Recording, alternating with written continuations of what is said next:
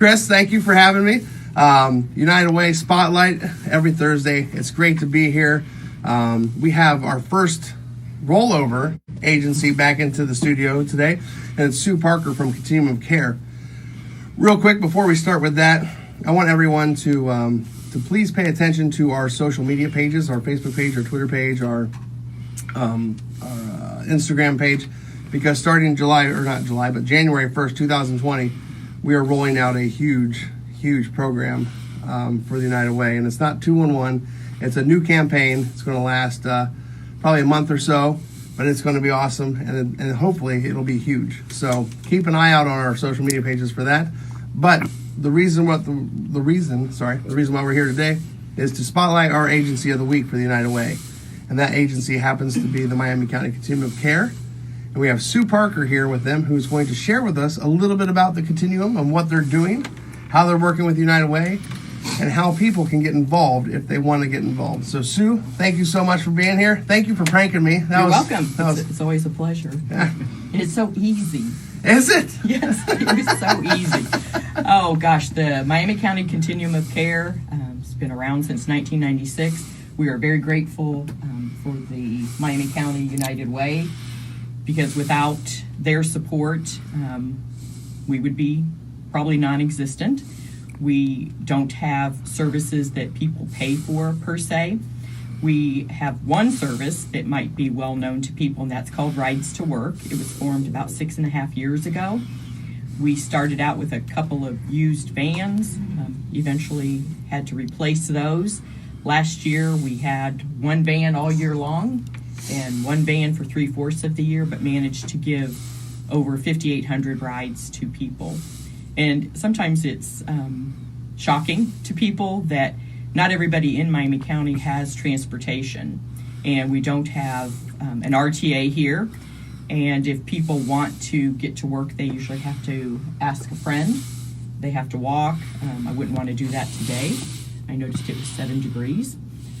So about 6-7 years ago, the board of directors decided, okay, this is it. We cannot expect people to move out of poverty if they don't have a job, because being in poverty includes food insecurity, which we're hearing so much about, homelessness, no access to health care, having to settle for substandard child care. So we're alive and well this year. We got a donation of 2 vans at the beginning of the year, brings our fleet up to 3, and right now we are on schedule to give over 8,100 rides this year, which is pretty incredible. So we're an essential part of the community, but we're very quiet. Nobody really knows about us. Other things that we do, we are, one of our mission statements is to go out into the community, find barriers that keep people from being successful. I just mentioned several of those. Bruce Jameson and I conducted a task force at the beginning of 2019, focusing on what are our child care needs here, and also more about the transportation. We also kind of dabble in other nonprofit tasks, such as the food insecurity, and we are looking to continue to move people towards success. Well, that's fantastic. Now, you're centrally located in the county. You're in Troy.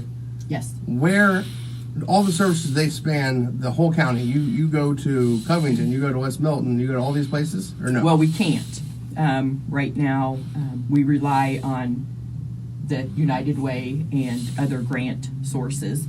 So the money only goes so far. For instance, we charge nothing for the rides the first couple of weeks because people don't have a paycheck. Right. It's silly to expect them to be able to pay for that and then pay for rent. Then after a couple of weeks, it goes to $1 a ride.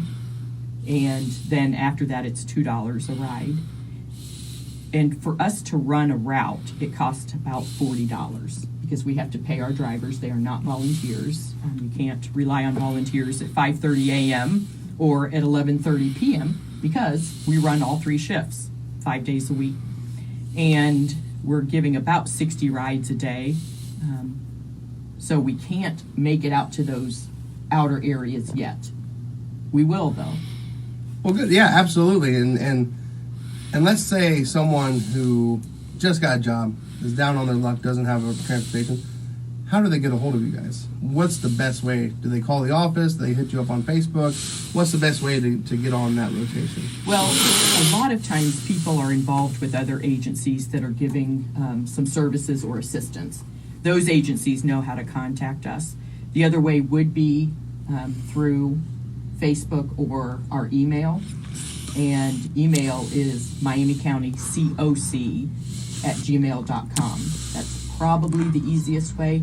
And I'd like to remind people that when you contact us, always leave a phone number that we can reach you, private message us. Awesome. Well, Sue, thank you very much for being in here. Thank you very much for sharing with us a little bit about what you guys do at the Continuum of Care. You do share an office with Partners in Hope last week, and they did bring us cookies last week. Did you bring cookies today? No, you said you were. Oh, I did? Are you kidding me? Sean.